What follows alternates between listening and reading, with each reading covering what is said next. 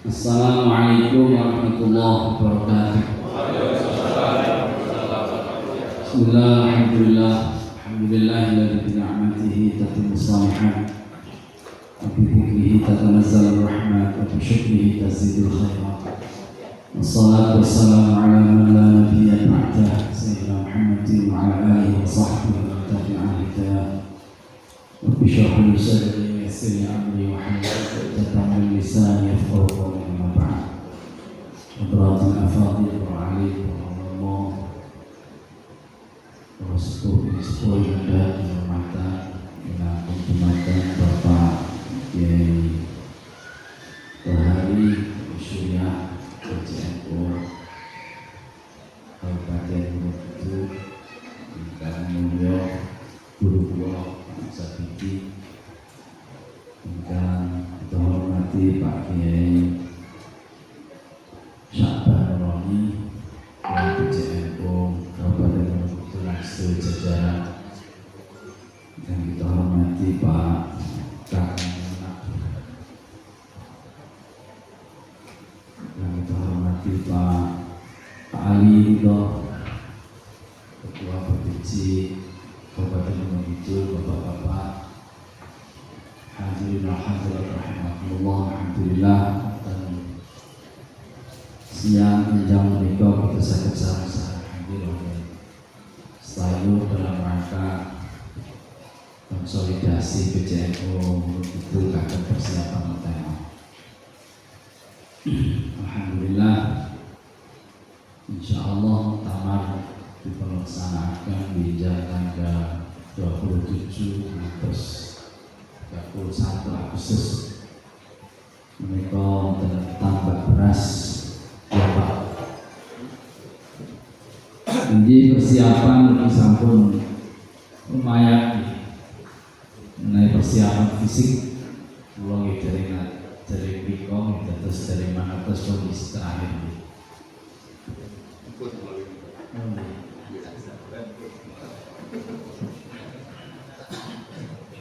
Adapun persiapan yang ingkang kita mangertos yaitu persiapan materi.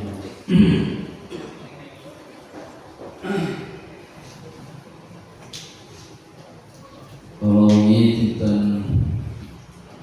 lepas mis sonten, jika rapat harian Surya oleh menyepakati beberapa materi akan muktamar bijak. Wonten komisi wakiliyah itu ada 3 materi. Yang pertama soal integrasi teknologi implan otak nirkabel neurali pada tubuh manusia. Paham betul Pak? Kalau betul paham. Jadi maksudipun tiang itu angsa boleh apa tidak orang itu ditanam chip itu nopo ya Pak? Alat kagum bantu lah di otaknya, kemudian dia bisa melakukan segala sesuatu lah. Apakah ini termasuk kategori mengubah ciptaan Allah ataukah ini membantu? Pak Tama masih tambah dulu Pak Tama.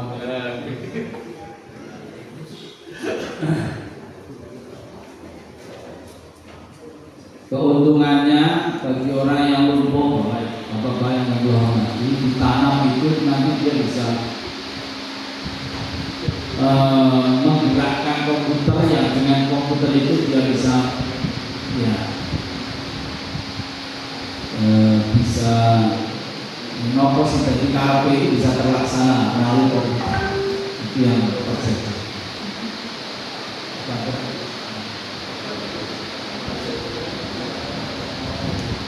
Yang kedua soal komersialisasi data genetik yaitu DNA. Yang ketiga soal hukum cryptocurrency. Cryptocurrency itu mata uang digital, mata uang pakai orang ketiga.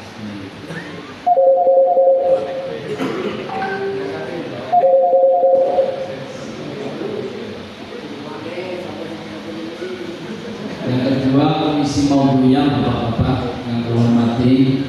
Yang pertama, istilahnya adalah otoritas keagamaan dalam ruang kekuasaan. Komisi maudhu'iyah itu komisi tematik, tidak membahas soal perkara langsung, tetapi tema berkaitan dengan tema sesuatu. Ini namanya otoritas keagamaan di ruang kekuasaan. Hubungan antawis pemuka agama, hubungan antaranya Pak Tohari dengan Bupati itu, saya ini ukur karena terlepas kurang-kurangnya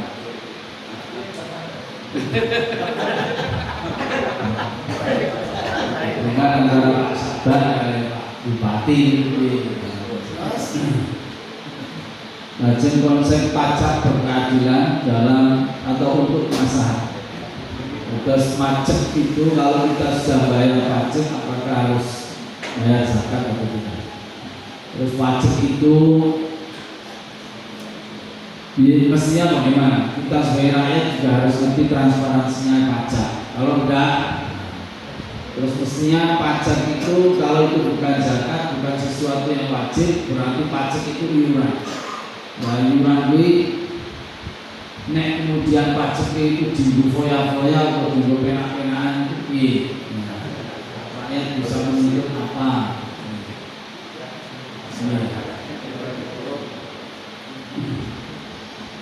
Lajeng yang ketiga, soal penyimpangan seksual dalam fikih. Ini bukan namung LGBT lah, tapi juga penyimpangan seks itu karena variannya semakin lama semakin banyak.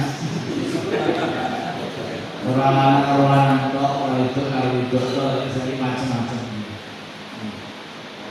Insya Allah. Dan ketiga, soal i'adatun nazar, peninjauan kembali atas keputusan hukum di lingkungan itu. Ini caranya prosedure nek awake dhewe itu sudah pernah memutuskan sesuatu, kita ingin memutuskan lagi yang lain atau ingin kita peninjauan kembali.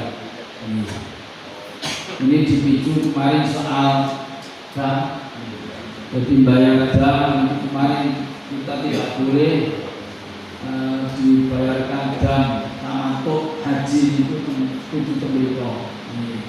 Ini saya ini oleh orang. Kemarin itu kasus, tapi yang dibahas bukan kasusnya, tapi prosedur tata caranya. Yang ketiga soal nilai-nilai keulamaan. Kiai itu sajanya si Kiai. Kemarin sudah diinisiasi di PBNU. Kiai itu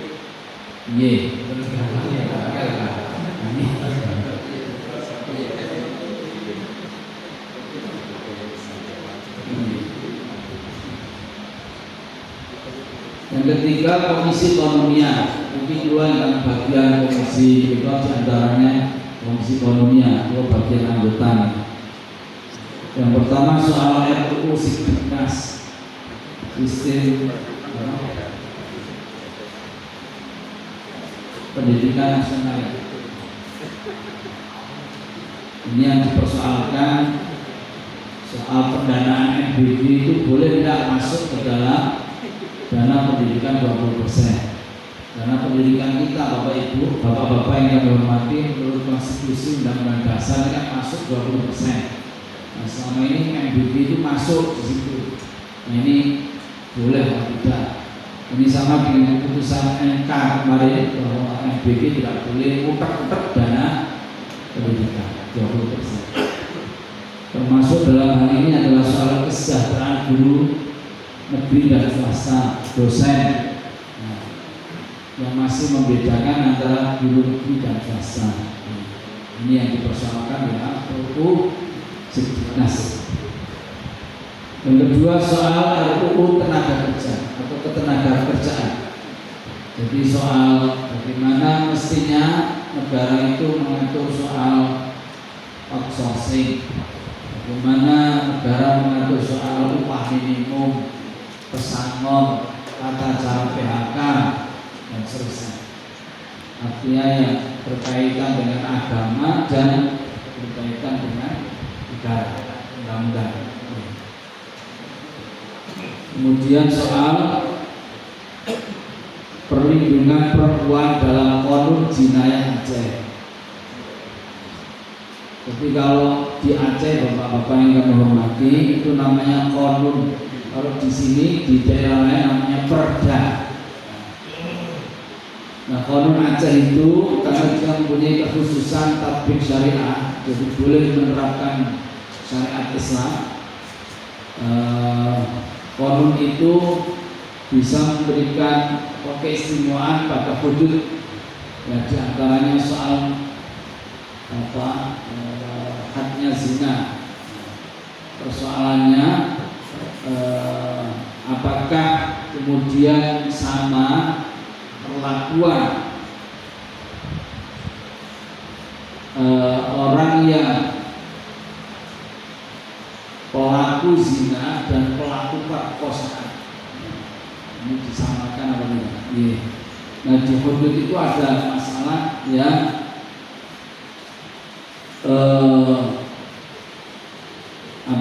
soal begini bapak-bapak. Jadi di dalam hudud di dalam Qanun itu dijelaskan antara lain kalau orang menuduh zina kalau ada orang menyatakan dia telah diperkosa, ya, bukan zina, telah diperkosa, maka dia harus berani menyatakan sumpah. Jadi dia harus mengaku dan dia harus sumpah. Nah, tujuannya kepada siapa yang memperkosa. Nah, ini pemerkosa ini kemudian harus ditanya. Kalau dia mengaku kan nggak ada masalah. Tapi kalau dia menyatakan dia tidak memperkosa dan dia berani sumpah, maka dia tidak terkena hukuman hudud. Nah, ini masalahnya sumpahnya ini kemudian 4 kali menyatakan ya, saya benar dengan tuduhan saya dan seterusnya. Yang kelima, kalau itu nanti tidak sesuai maka laknat Allah diberikan kepada saya. Ini samakan dengan li'an. Ya. Ini antara masalah. Ya. Zina dengan perkosaan kan beda, bapak-bapak yang hormati. Kalau orang pelaku zina itu berarti dua-duanya ini sama-sama mau, sukarela, podo senengi, zina. Tapi kalau perkosaan sedikit ragulan diperkosa dengan kekerasan, dengan paksaan, itu namanya perkosaan. Nah, ini yang salah satu yang akan jadi persoalan dalam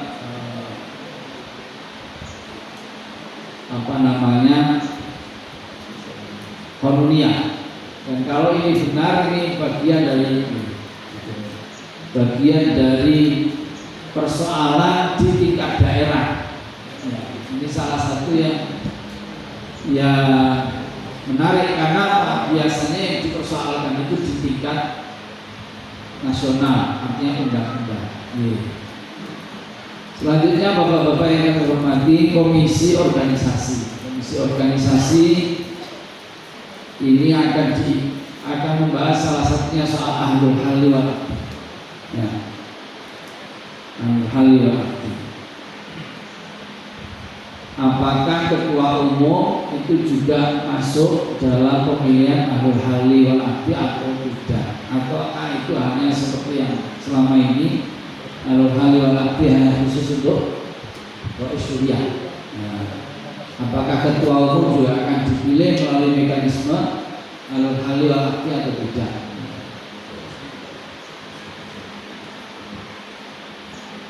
Dan selanjutnya komisi program kerja ini sudah dibicarakan, ya. Kita membahasnya melalui roadmap, bapak-bapak yang kami hormati. Jadi saya termasuk tim roadmap ditunjuk oleh PBNU membahas soal perjalanan NU ke depan 25 tahun yang akan datang, NU 2026 sampai NU 2050. Dasar pemikirannya sederhana, kalau negara ini di target 2045-2050 itu negara maju, maka kita tidak ingin negaranya maju, NU-nya orang maju. Kita ingin negara maju, NU-nya yang lebih maju.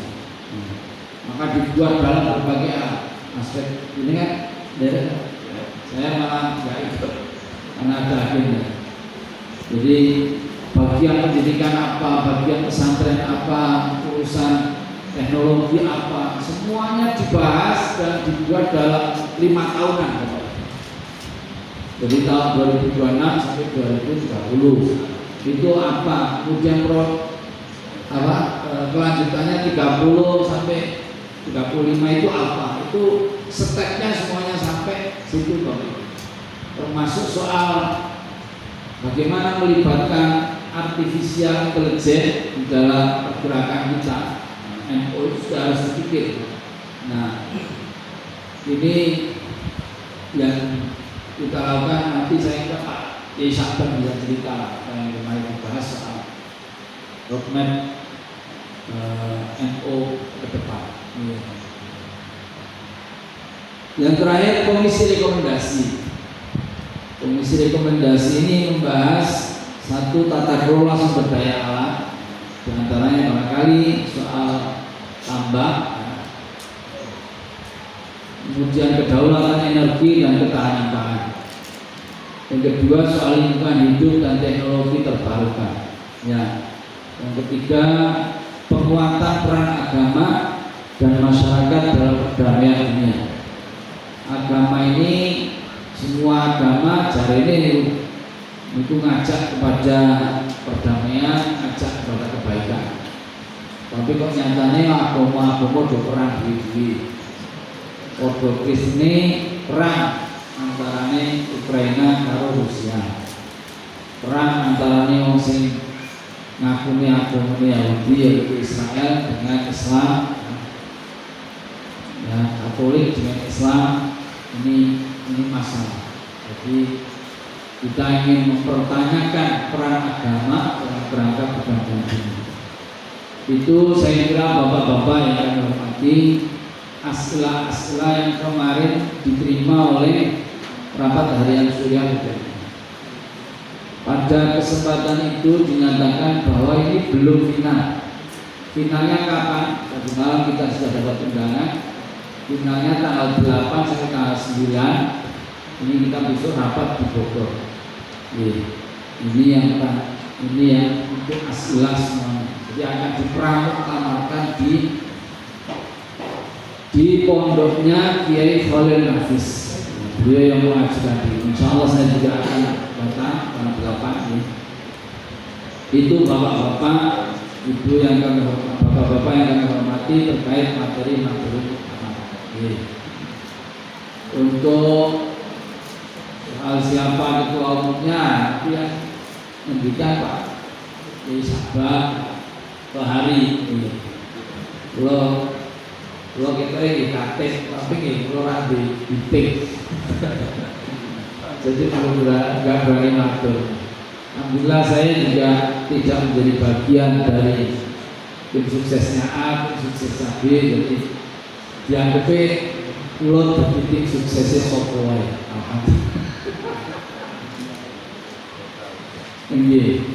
Jadi nanti siapa soal siapa saya kira kita serahkan.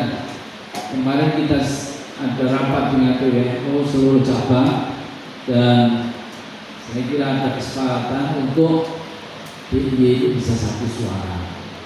Masuk wilayah Chile ini Arab protes gaya-gayanan malah mungkin isin. Nanti kali Pak Daryl mungkin kayak kita akan pintu diri isinya 5 tahun dah yuk.